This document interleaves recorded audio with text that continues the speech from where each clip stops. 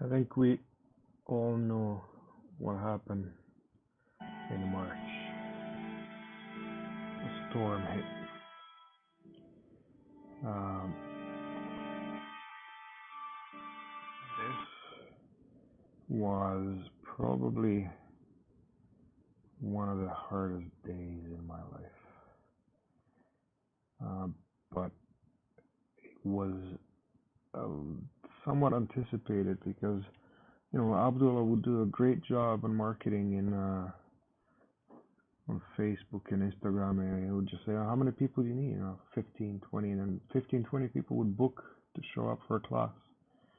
3 times per week, I would have 10 or 15 people, to show up to try a jiu-jitsu class.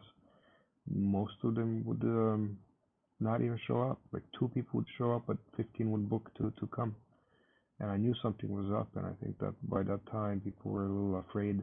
Right at that time, we were breaking even on rent, and we were, like Academy was going to be a success for sure. There's no doubt in my mind.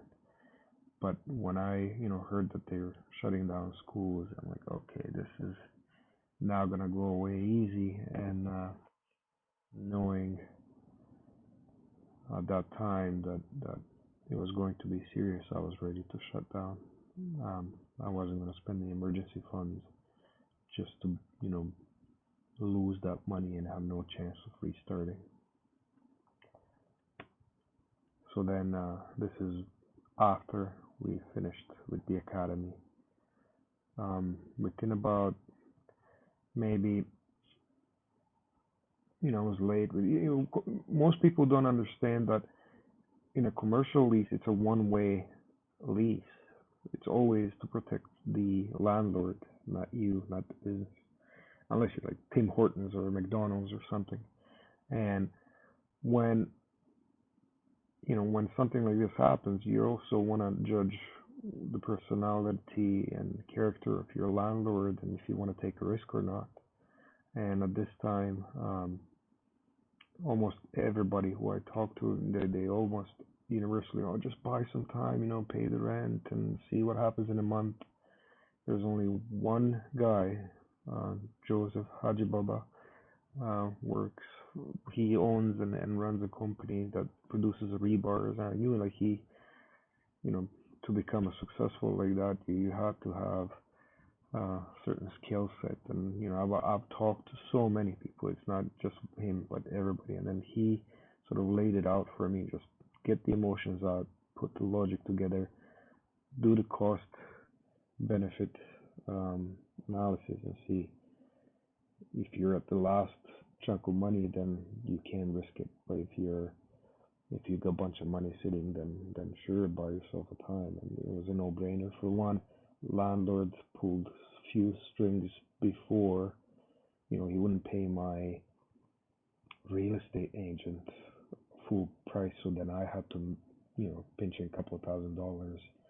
And here we are negotiating a 10-year lease. It's probably over $1 million value, and then he's like being cheap over a couple of $1,000 here and there. So I could see that, remember all those deposits that he has, $30,000 for TMI and the wall and the last rent and all that money still has. I invested so much money into the space, you know, I could easily see him, trying to get rid of me, lock me out, take all my stuff, and then rent the place out for much more money, because that's at the beginning of the virus, and not, people didn't take it seriously. Probably now he's smart enough, but I made the decision not to come back. Hopefully you can still hear me because my earpods are dying. But anyhow, this is what the academy looked like after we took our stuff out. 6 months to build, 2 days. 4 guys in 2 days destroyed the whole thing. Sad day today. Last day here. See what it's like.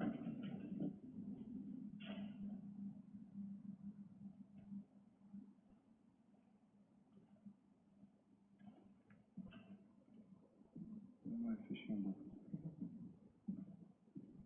But I promise you I will have the academy again. So good.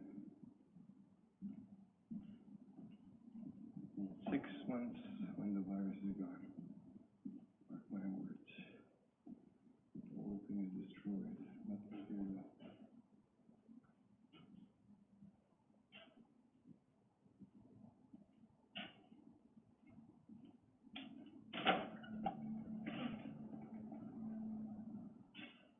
Yep.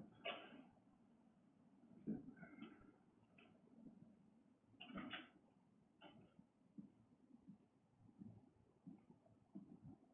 Same thing with basement.